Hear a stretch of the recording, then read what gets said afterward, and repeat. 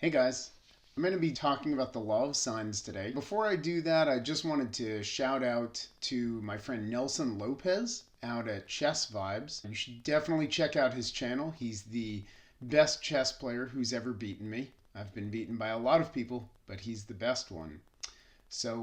Anyway, he taught me everything about starting up this channel, told me how to run my setup, what software to use, and I just really appreciate that. And he was a good teacher for setting this up, and I think he could help you out with your chess too.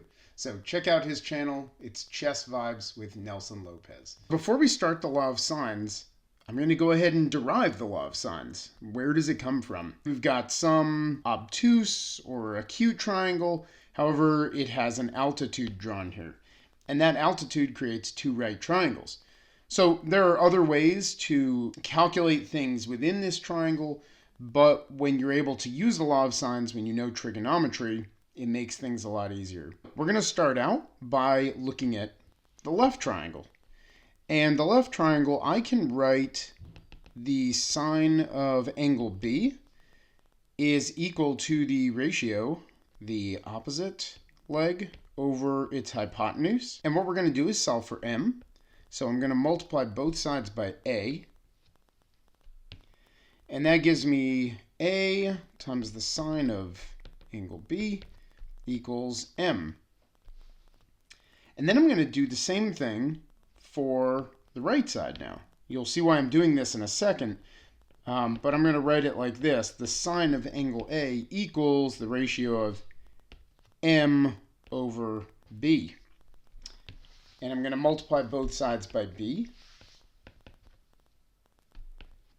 And so what we have is m equals, actually I'll put this first, b times the sine of a.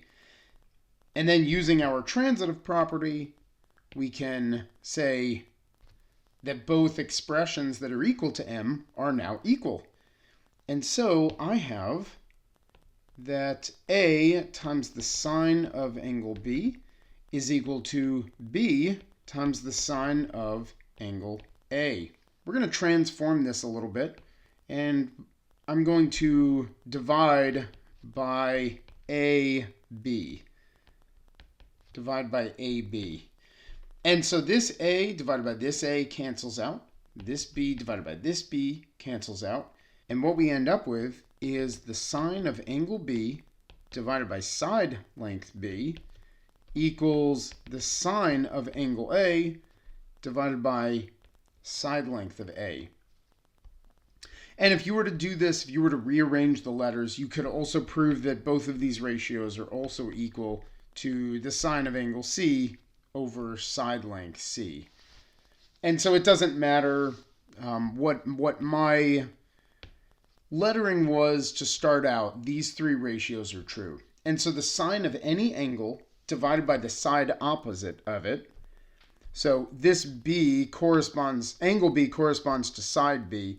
So if you notice my triangle here, I have angle A opposite side A. Angle B is opposite side length B, and angle C is opposite side length C. And you'll typically see that in the future quite a bit.